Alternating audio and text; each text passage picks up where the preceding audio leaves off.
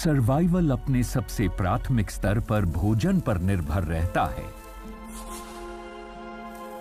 बाकी सब कुछ उसी से जुड़ा हुआ है। खाने के बिना आप स्वस्थ, शक्तिशाली या फुर्तीले नहीं रह सकते। आपको अपना साथी तलाशने का उचित मौका भी नहीं मिलता। आप बाहरी खतरों से अपने परिवार की सुरक्षा नहीं कर सकते या अपने ही कबीले में इज्जत की नजरों से नहीं देखे जा सकते हैं। खाने के लिए संघर्ष दरअसल जीवन के लिए संघर्ष है।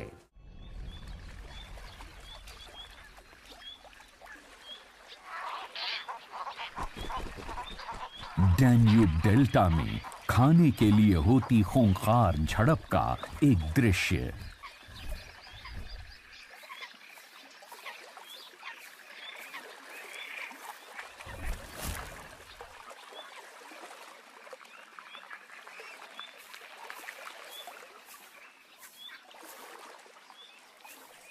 नदी के किनारे लावारिस पड़ी एक बड़ी मछली का शव एक बहुत ही विवादास्पद खजाना बन जाता है।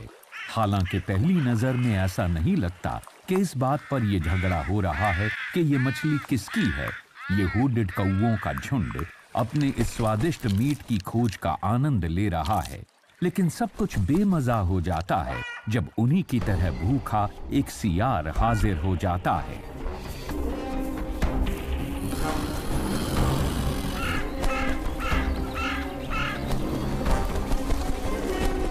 सियार चालबाजी के साथ उनके खजाने को हथिया लेता है और वो कुछ नहीं कर पाते। लेकिन ये तो इस भिड़ंत की अभी शुरुआत ही हुई है। सियार अपने इस खजाने के साथ ऐसी जगह आ जाता है जहां वो इसे अकेले में खा सके। लेकिन यहां और भी संभावित खाने वाले मौजूद हैं जिनका ध्यान इस खलबली से आकर्षित हो गया है। विशाल व्हाइट टेल्ड ईगल्स को भी इसमें से हिस्सा चाहिए। और इतने बड़े शिकारी भूख लगने पर बहुत ज्यादा हिंसक हो जाते हैं।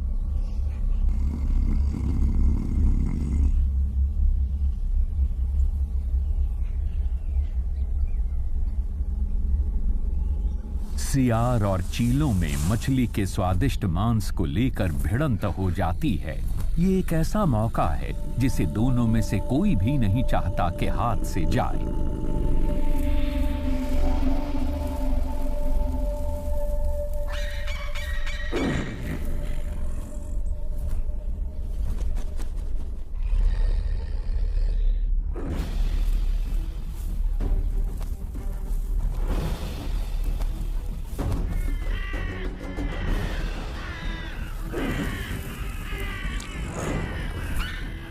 नुकीले दांत, चोंच और पंजों की ये एक तरह की तलवारबाजी है। ऐसा लगता है कि इन बड़ी चीलों का कब्जा हो गया, लेकिन सियार भी डर कर इतनी जल्दी हार मानने वाला नहीं। वो अपने लुटे हुए धन को वापस पाने के लिए लगातार झपट्टा मारता रहता है।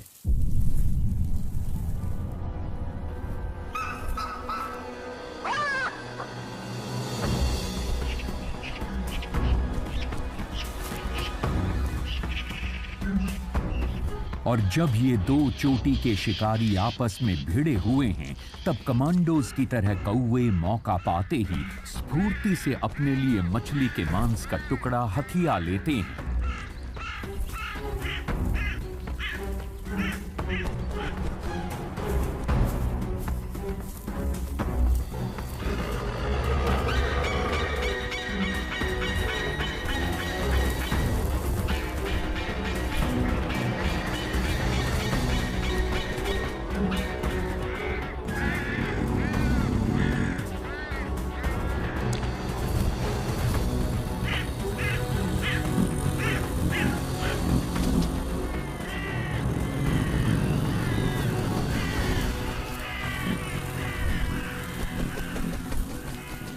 भोजन के लिए ये कभी न खत्म होने वाली लड़ाई है, जिसमें प्रत्येक लड़ने वाले के बल और दृढ़ता की परीक्षा होती है।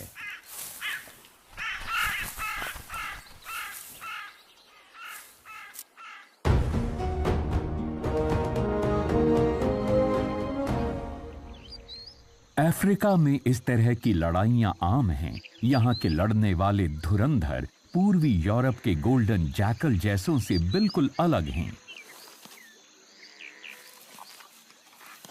ये महान शिकारी उतने शक्तिशाली नहीं होते जितने दिखाई देते हैं।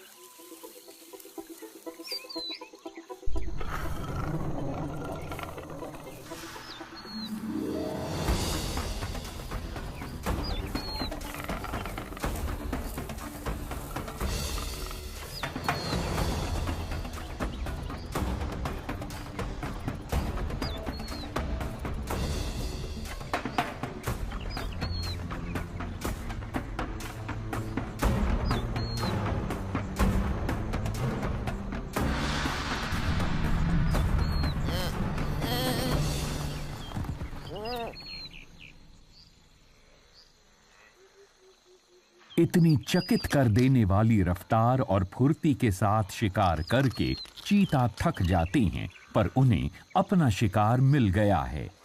लेकिन ये थके मांदे एक पल भी आराम नहीं कर पाते। ये अच्छे धावक हैं, लड़ाकू योद्धा नहीं, इसलिए इन्हें जल्दी जल्दी खाना होगा। ये लड़ाई बराबर की नहीं। अक्सर शेर और लकड़बग्घे चीतों की मेहनत से कमाए हुए शिकार को चुरा लेते हैं। यहाँ तो एक अकेला चित्तीदार लकड़बग्घा तक इनके शिकार को चुराने में समर्थ है। चीते उसे रोकने की थोड़ी बहुत कोशिश करते हैं, लेकिन उन्हें इस तरह की भिड़ंत में हारने की आदत होती है। इसलिए वो अपना पेट भरने के लिए जितनी जल्दी हो सके उतनी जल्दी जल्दी खा लेते हैं, इससे पहले कि उनके शिकार को उनकी आंखों के सामने से ही लूट लिया जाए।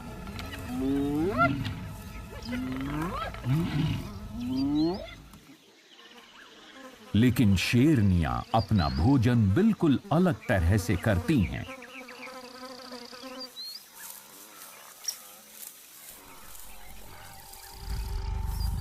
ये अपने बड़े समूह बनाकर अपना पूरा जोर लगाकर एक साथ शिकार करती हैं।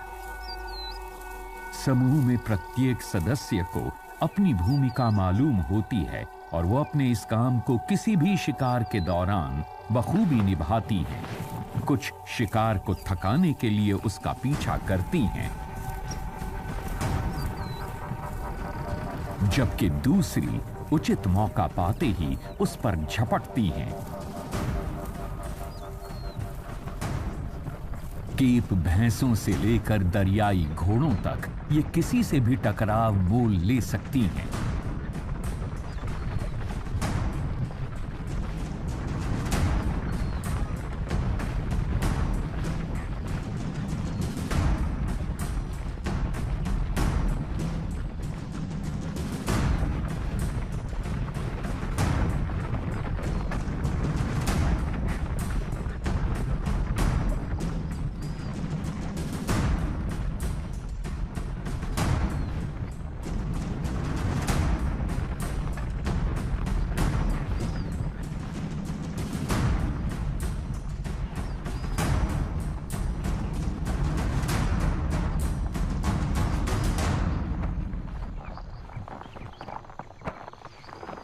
लेकिन जब शिकार मिल जाता है तब इन्हें एक और लड़ाई का सामना करना पड़ता है।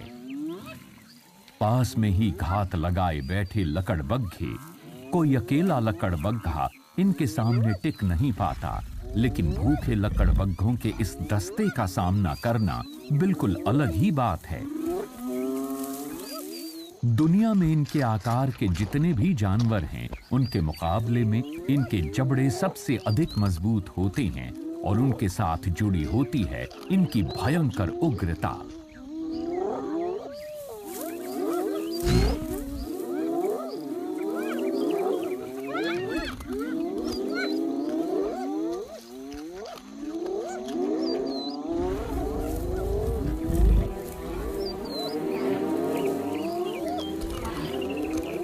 इन स्कैवेंजर्स यानी मुर्दाखोरों के झुंड के जोश के आगे शेरनी का विरोध और हौसला ठंडा पड़ जाता है। इस हार के बाद अपनी कोशिशों द्वारा मारे गए शिकार को छोड़कर चले जाने के अलावा इसके पास कोई दूसरा विकल्प नहीं है। दरअसल ये शेर जितनी सर्वशक्तिमान दिखती तो हैं, पर उतनी होती नहीं है। जैसे यहां युद्ध के मैदान में अपनी दुम दबाकर पीछे हटने के अलावा इनके पास कोई दूसरा रास्ता नहीं। पर इस सब के बावजूद ये खेल अभी खत्म नहीं हुआ है, क्योंकि वो एक जानवर जिससे लकड़बग्घे भी डरते हैं, वो है एक नाराज नर शेर। और ये अपनी पूरी युद्ध की तैयारी के साथ आ रहा है।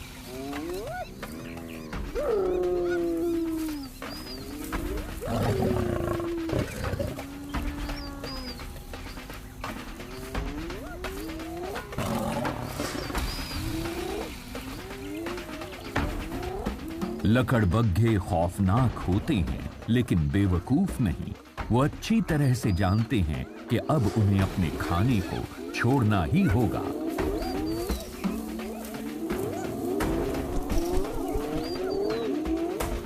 शेर को इस टकराव में जीतने के लिए सिर्फ अपनी जोरदार दहाड़ की जरूरत होगी, और फिर बिना किसी भी तरह के भय के वो बहुत आसानी के साथ सफल हो जाता है।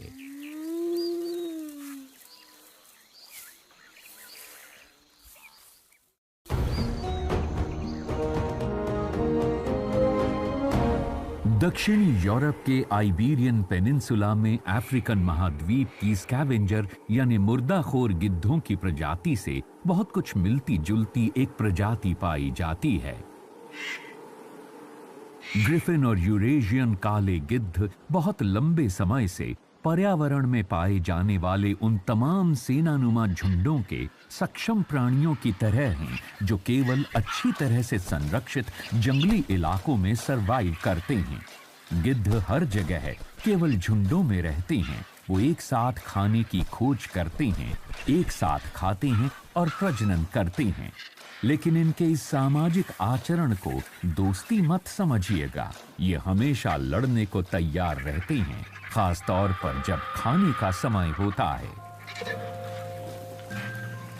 गिद्धों की जंगलों, पहाड़ों और मैदानों पर एक खास भूमिका रहती है। ये यहाँ पर पड़े हुए मृत जानवरों के शवों को खाकर इनकी सफाई करते रहते हैं।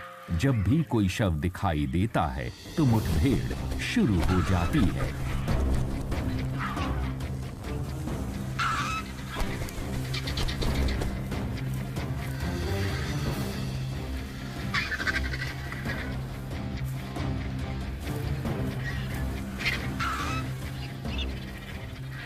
काले गिद्ध दूसरी किस्म के गिद्धों से बड़े और अधिक ताकतवर होते हैं और खाते समय छोटे गिद्धों पर अपना दबदबा बनाए रखते हैं।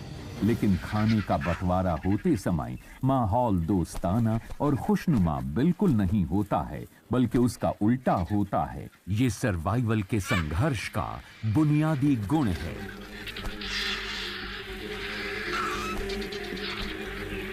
काले गिद्ध की चोंच ज्यादा मजबूत होती है, इसलिए जब ये शव की खाल में नोचकर छेद कर चुके होते हैं, उसके बाद ही ग्रिफिन गिद्ध भीतर के मांस तक पहुंच पाते हैं। इसलिए काले गिद्धों को मांस का बेहतर हिस्सा चुनने को मिल जाता है। ये इस भोज पर तब तक अपना हक जमाए रहते हैं जब तक कि भूखे ग्रिफिन गिद्ध अपने गुस्से पर काबू न रख पाएं।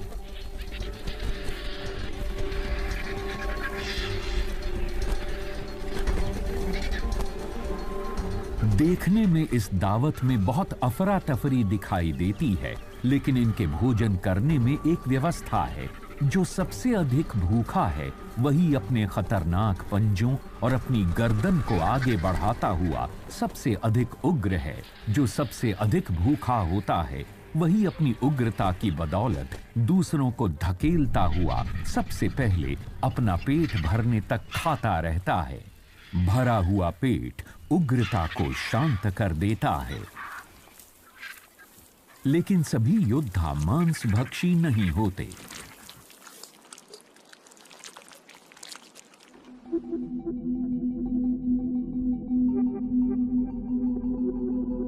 टेनरीफे, माउंट टेडे वो विशाल ज्वालामुखी पहाड़ है जो समुद्र की सतह से 3000 मीटर से भी ज्यादा ऊंचे हैं। कनेरी आइलैंड के इस पथरीले पहाड़ पर अभी भी डायनासोर्स घूमते हैं, या शायद उनके करीबी रिश्तेदार।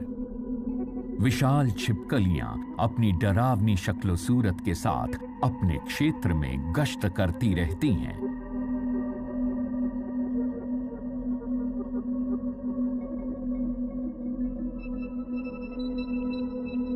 ग्रैंड कनारिया जायंट लिजर्ड्स 80 सेंटीमीटर तक लंबी हो सकती हैं।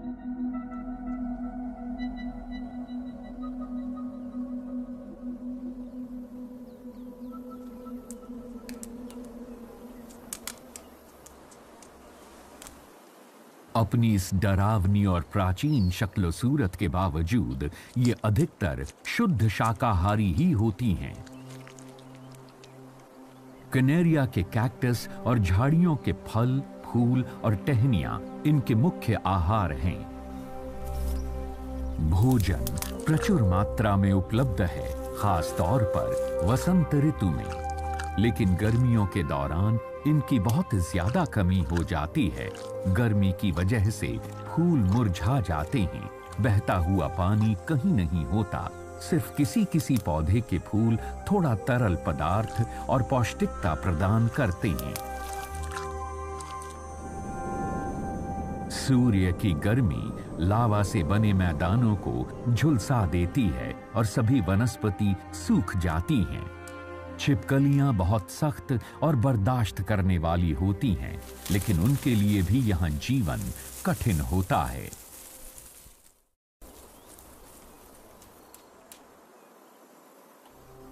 जब राहें सख्त हों, तब सख्त राही और भी दृढ़ हो जाती हैं। ऐसे में जब साधनों की कमी हो जाती है, तब इनमें नमी देने वाले गूदेदार फलों के लिए लड़ाई शुरू हो जाती है।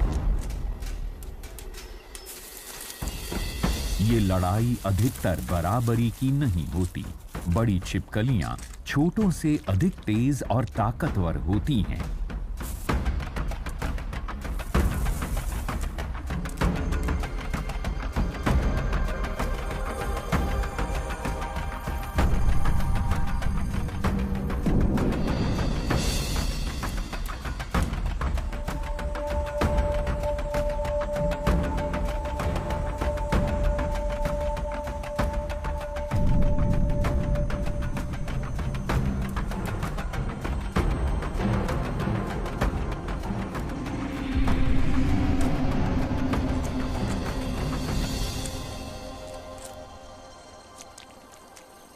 जीतने वाली बड़ी छिपकलियां खाने की खोज में दूर दूर तक चली जाती हैं और उन्हीं के साथ पौधों के बीज भी बहुत बड़े इलाके में फैलते जाते हैं।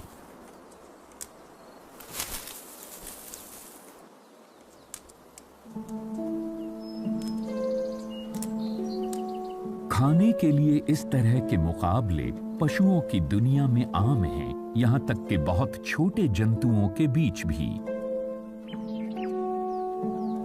इस ग्रह के कुछ हिस्सों में, जैसे नामीबिया के छोटी झाड़ियों वाले जंगलों के कीड़े मैंटिस अत्यधिक मात्रा में मौजूद हैं और ये दूसरे कीड़ों को खाने के लिए एक दूसरे से भिड़ते रहते हैं, यहां तक कि दूसरे मैंटिस को भी खाने के लिए।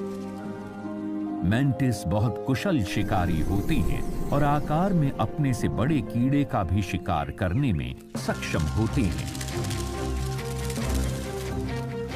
इनकी देखने की क्षमता अद्भुत होती है।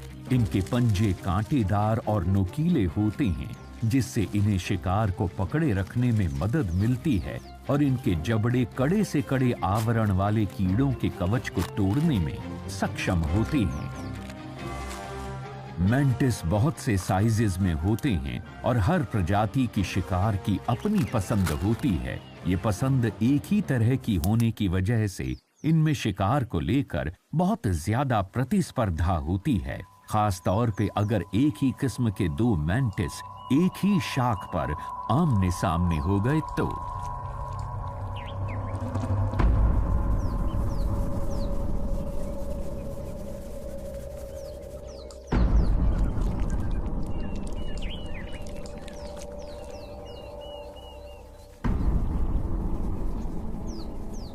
ये बहुत ही तनावपूर्ण पल है। पहले कौन हमला करेगा? क्या एक मैंटिस दूसरे मैंटिस को खा जाएगा?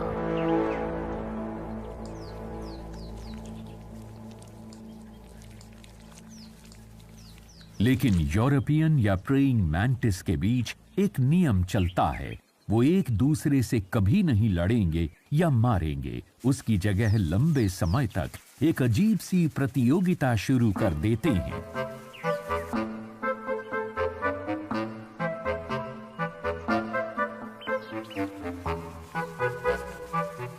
अपने आगे के खूनी पंजों के जरिए संकेतों द्वारा ये एक दूसरे से कुछ कहते हैं।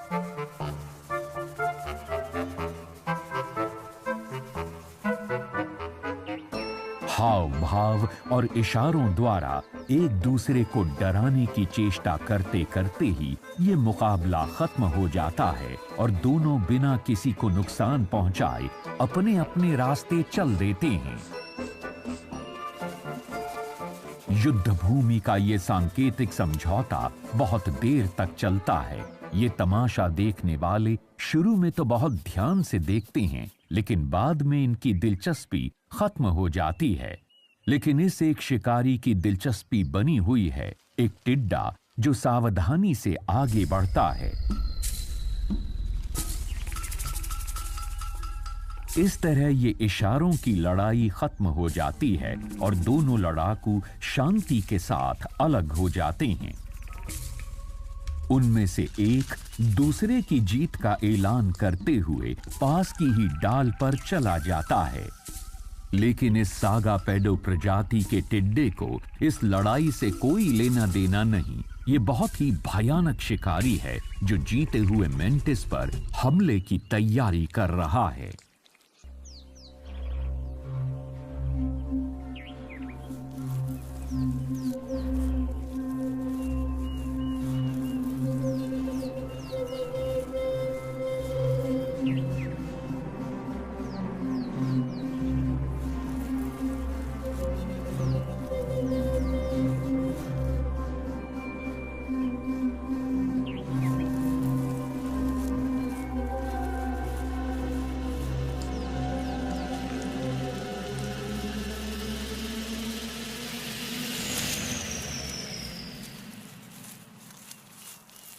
दोनों मैंटिस अपनी शांति वार्ता में इतने व्यस्त थे कि उनका ध्यान किसी तीसरे भूखे शिकारी की तरफ गया ही नहीं।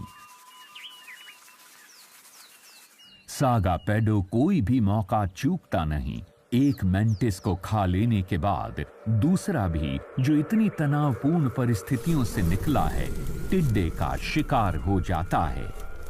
एक अजीब सी विडंबना है कि दोनों मैंटिस उस वक्त शिकार बन गए जब वो आपस में उस क्षेत्र के लिए लड़ रहे थे जहां उन्हें खाना मिलता था।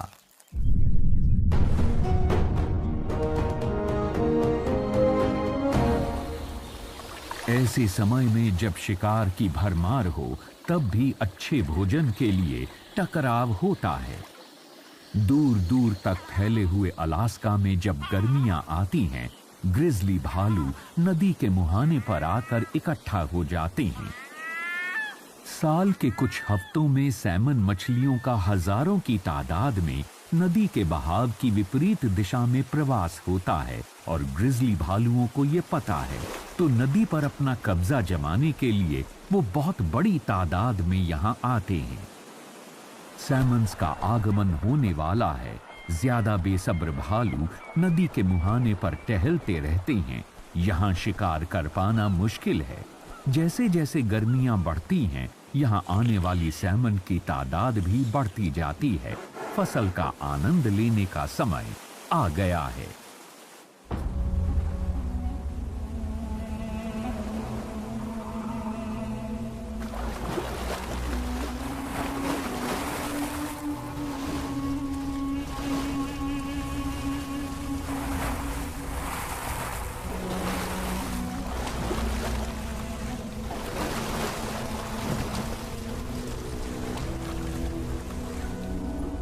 अधिक तजुर्बेकार भालू एक के बाद एक सैमन पकड़ते ही जाते हैं और उनके सबसे ज्यादा चर्बी वाले हिस्से को खाने लगते हैं।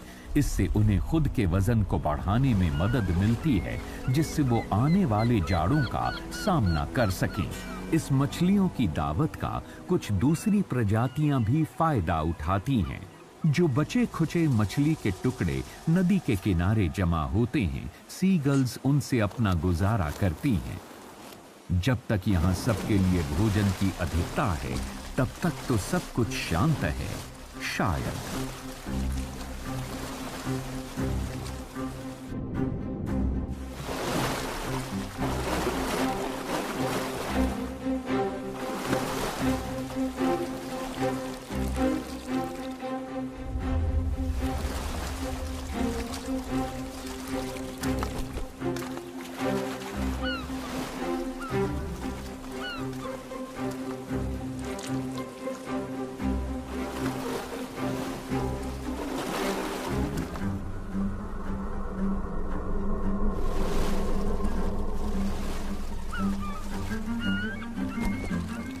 जैसे जैसे दिन छोटे होने लगते हैं, वैसे वैसे सैमन की कमी होने लगती है, और जब भोजन की कमी होती है, तब नदी के किनारे भोजन करने वालों के बीच तनाव बढ़ता जाता है।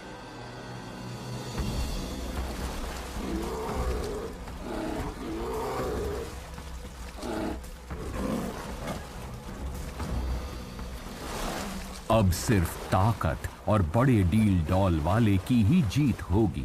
सबसे बड़े भालुओं का अब आमने सामने का टकराव है। ये एक खुला मुकाबला है, जिसमें भालू एक दूसरे को यहां से भगाना चाहते हैं। ये उनके सर्वाइवल का सवाल है। प्रत्येक को अपने शरीर के वजन को 2 गुना ज्यादा करना है, ताकि आने वाले शीतकाल का वो सामना कर सके। ऐसे में चर्बीदार सैमन ही इनका उद्धार करने वाली है। इस लड़ाई में किसी की मौत नहीं होती। ज्यादा शक्तिशाली और आक्रामक भालू अपना दबदबा दूसरे तरीकों से जाहिर करते हैं, और अब ठंड का मौसम आने वाला है, इसलिए कम ताकतवर और छोटे भालू अपनी हार स्वीकार कर लेते हैं, क्योंकि जाड़ा अपने साथ बहुत ही कठोर परिस्थितियां लेकर आता है।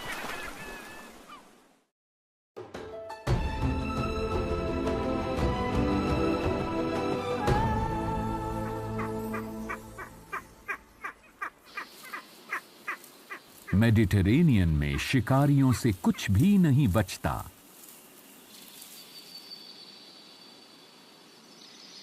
सियरा स्टेकासोला में स्पेनिश इंपीरियल चील शिकार की खोज में अपने दिन की शुरुआत करती है। वो आकाश में उड़ते हुए अपने क्षेत्र का मुआयना करती है। अपनी असाधारण देखने की क्षमता से वो जमीन पर जंगल के जानवरों को देखने में सक्षम है। मेडिटेरेनियन ओक के जंगलों के चोटी के शिकारी स्पेनिश इंपीरियल चील और आइबेरियन लिंक्स खरगोशों के शिकार में माहिर हैं।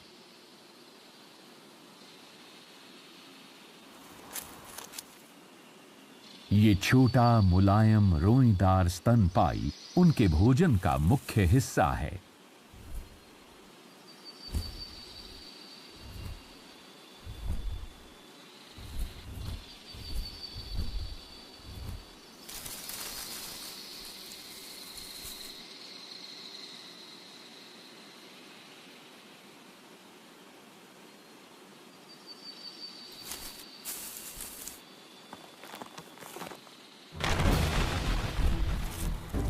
वैसे तो ये चील महान शिकारी होते हैं, लेकिन इस युवा चील ने अभी तक अपने तरीकों में कुशलता हासिल नहीं की है।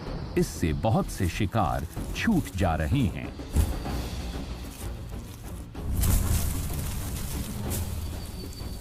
खरगोश अक्सर अपने शिकारियों के पंजों, चोंच और जबड़ों को चकमा दे देते हैं, लेकिन देर सवेर शिकारी कामयाब हो ही जाते हैं। जहां ये भूखी युवा चील अपने शिकार को पकड़ने के लिए जूझ रही है, वहीं दूसरी ओर एक वयस्क चील अपने रोज के भोजन को दबोच चुकी है। वो उसका आनंद ले रही है।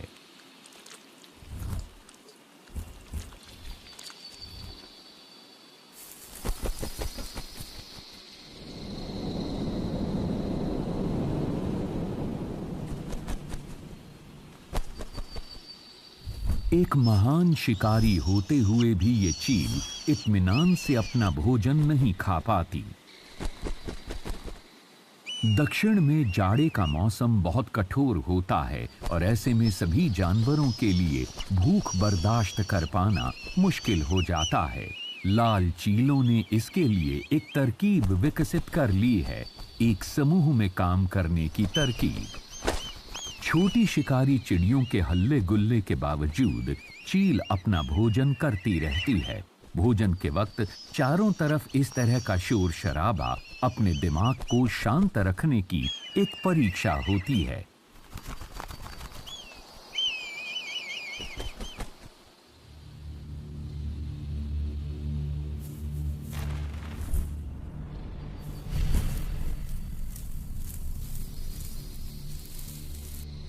पास ही उस युवा चील को आखिरकार अपना इनाम मिल ही जाता है, लेकिन वो भी छोटी चीलों से बच नहीं सकती।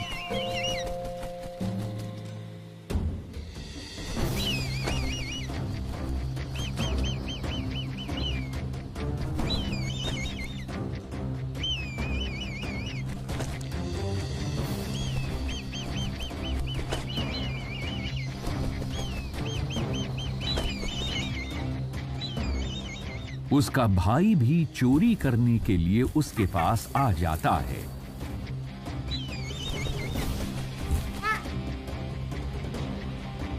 छोटी लाल चील बड़ी वाली को लगातार परेशान करती रहती हैं।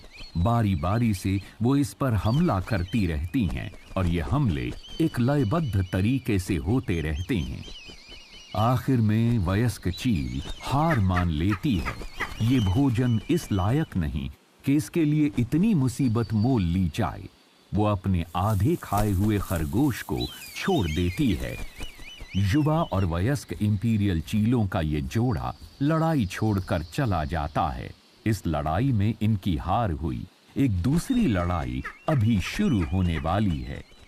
यहाँ चीलों की सहयोग की भावना अब खत्म हो चुकी है। इस दल को लुटे हुए धन को बराबर हिस्सों में बांटना है, लेकिन ये काम इतना आसान नहीं लगता। ये एक दूसरे के साथ वही व्यवहार करने लगते हैं जो इन्होंने बड़ी चील के साथ किया था। चीलों की लगातार चलने वाली लड़ाइयां थका देने वाली होती हैं, लेकिन अपने शरीर और आवाज से मुकाबला करते हुए, खरगोश के छोड़े हुए मांस का बंटवारा करते हुए ये शीतकाल बिता देती हैं।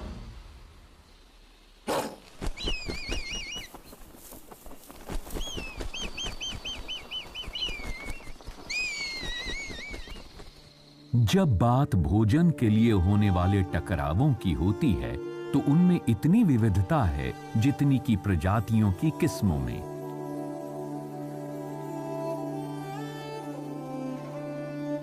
सूखे निर्जन स्थानों पर सौंदर्य खोजने वालों के लिए एक जगह है एटाकामा का रेगिस्तान। चिलचिलाती धूप जमीन को झुलसा देती है और यहाँ पर खाने के लिए भी ऐसा कुछ नहीं है। दूसरे ऊंटों की तरह गुआनाकोस भी कुछ रेशेदार पौधों को खाकर गुजारा कर लेते हैं।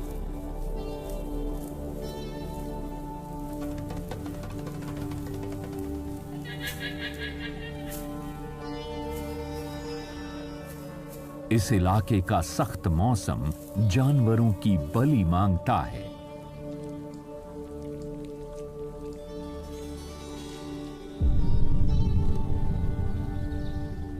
लेकिन यहां मौत भी एक अच्छा अवसर है। गुआनाको का सूखा हुआ कंकाल भी मौका परस्तों के लिए दावत का सामान हो सकता है। कुलपेयो या एंडियन लोमड़ी ये दुनिया के सबसे सूखे रेगिस्तान में रहकर शिकार करती हैं। ये खाने के लिए कीड़े मकोड़े, फल और जानवरों के शव खोजती रहती हैं। हालांकि ये खुद भी शिकार कर सकती हैं, लेकिन इनमें से ज्यादातर मुर्दाखोर ही बनी रहती हैं। किसी गुआनाको के अवशेष अच्छा भोजन होता है। सूखे और झुलसे हुए गुआनाको के ऊपर जरा सा भी मांस नहीं रह गया है। इसके बावजूद रेगिस्तान के बीच में पड़ा हुआ यह कंकाल किसी खजाने से कम नहीं। इससे इतना प्रोटीन मिल जाएगा कि इस लोमड़ी को बहुत दिनों तक खाने की जरूरत नहीं पड़ेगी। लेकिन इस इलाके में कुलपेयो अकेली नहीं है। इसके बहुत से रिश्तेदार दावत में शामिल होना चाहते हैं। एक परेशानी ये है कि भोजन को कौन किस क्रम में खाएगा। जिसे सबसे अधिक भूख लगी हो और जो सबसे अधिक शक्तिशाली हो, वो ही सबसे पहले खा सकता है।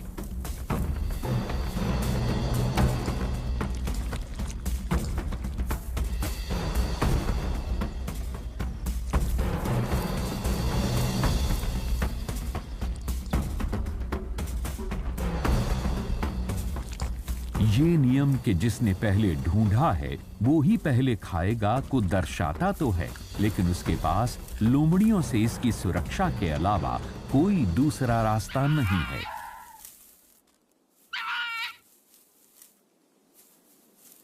वो खा चुका है, लेकिन आने वाली लोमड़ियों को खाने से पहले अपनी शक्तियों को बाकियों के सामने जाहिर करना होगा।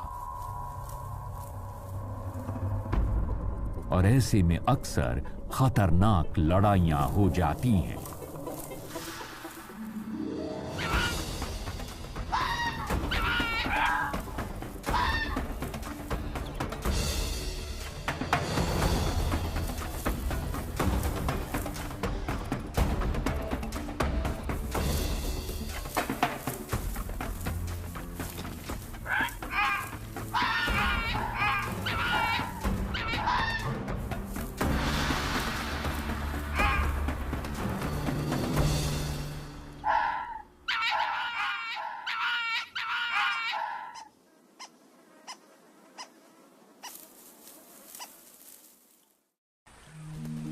एंडीज की दूसरी तरफ घने अमेज़न क्षेत्र में खाद्य सामग्री भरपूर मात्रा में उपलब्ध है। यहाँ के भी मौका परस्त इसका अच्छी तरह से फायदा उठाते हैं। ब्राजील के जंगलों में जैगुआर का राज चलता है। हर हफ्ते 2 या 3 बड़े जानवर इस शक्तिशाली बिल्ली की भेंट चढ़ते हैं। आज इसका शिकार एक केमन है। अगर वो बड़ा हुआ तो कुछ दिनों के लिए ये इस जैगुआर के लिए पर्याप्त होगा। जैगुआर उतना ही खाता है जितना उसको जीवित रखने के लिए जरूरी हो। इसकी वजह से इसकी ऊर्जा बची रहती है और इसके क्षेत्र के शिकार भी बचे पौधों के बीच छिपाकर आराम करने चला जाता है। लेकिन इस बार ये अपनी चालाकी का फायदा नहीं उठा पाएगा। इसके इस भंडार को गिद्धों ने खोज निकाला है।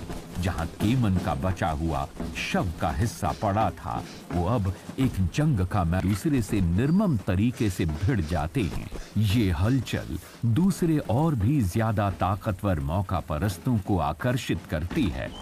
कैराकरैस को इस झगड़े में हिस्सा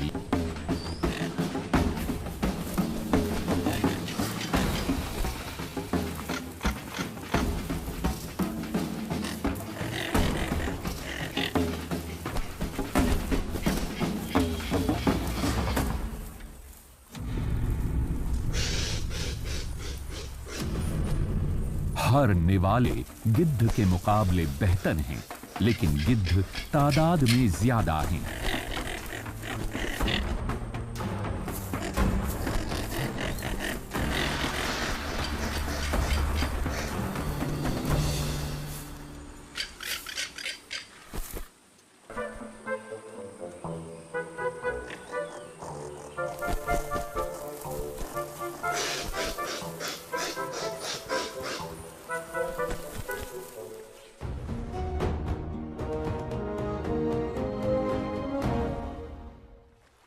पास ही जंगल की एक छोटी नदी में केकड़ा खाने वाले रकून्स अपने संघर्ष में जुटे हुए हैं।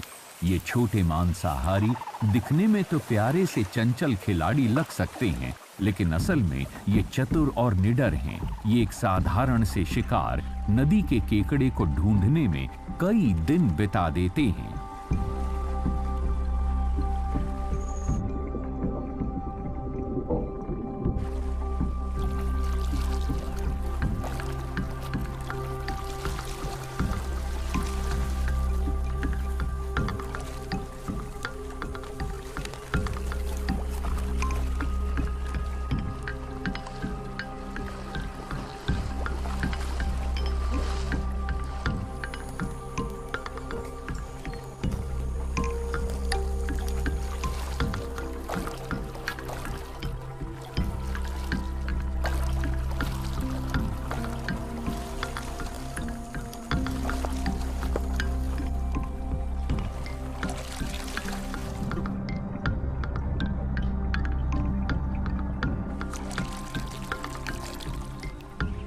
लेकिन जब भी एक मिल जाए तब इन्हें बहुत चौकन्ना रहना पड़ता है। अगर केकड़े को सावधानी से न संभाला गया तो उसके कवच के पंजे बहुत बुरी तरह से घायल कर सकते हैं। रकून्स अपने हाथों के कौशल के लिए जाने जाते हैं। ये केकड़े को पत्थर से टकरा टकरा कर घायल कर देते हैं और बिना खुद को कोई नुकसान पहुंचाए स्वादिष्ट केकड़े का आनंद लेते हैं।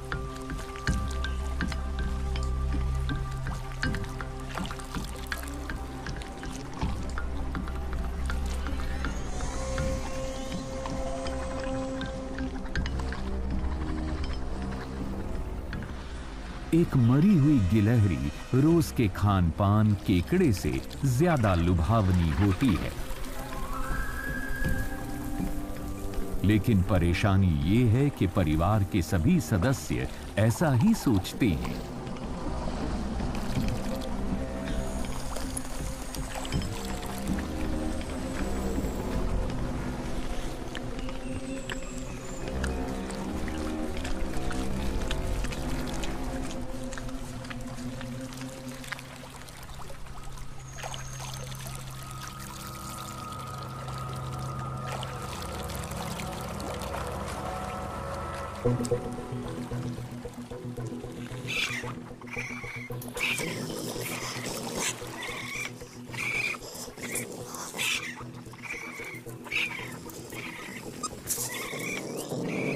मरी हुई गिलहरी ने एक युद्ध छिड़वा दिया जिसमें समझौता दूर दूर तक दिखाई नहीं देता।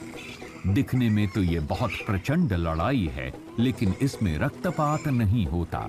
गिलहरी के मांस को खाने के बाद जितनी ऊर्जा इन्हें मिलेगी, शायद उससे कहीं ज्यादा ऊर्जा ये इस लड़ाई में चरके होंगे।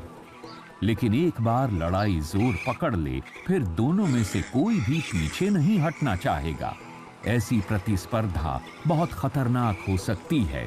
हर आने वाले दिन का मतलब होता है स्वयं और परिवार के भोजन के लिए संघर्ष, और ये चलता रहता है।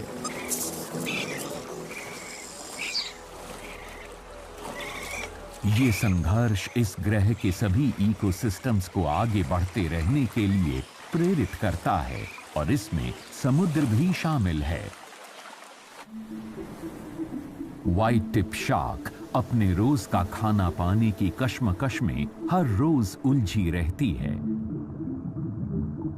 दर्जनों एक साथ तैरते हुए अपने नीचे समुद्र तल का मुआयना करती रहती हैं।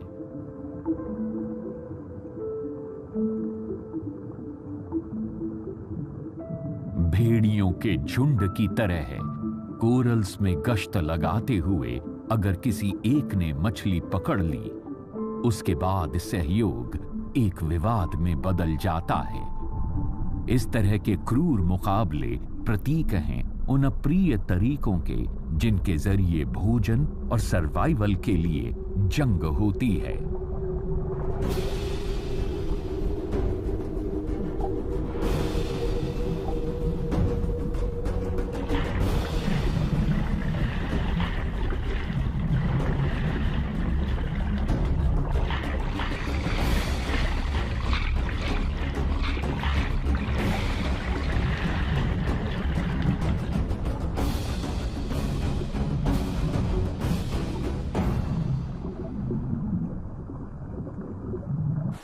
समुद्र की सबसे गहरी नीचाइयों से लेकर पहाड़ों की सबसे अधिक ऊंचाइयों तक सर्वाइवल के लिए आवश्यक साधन जुटा लेने का अंतहीन संघर्ष लगातार चलता ही रहता है।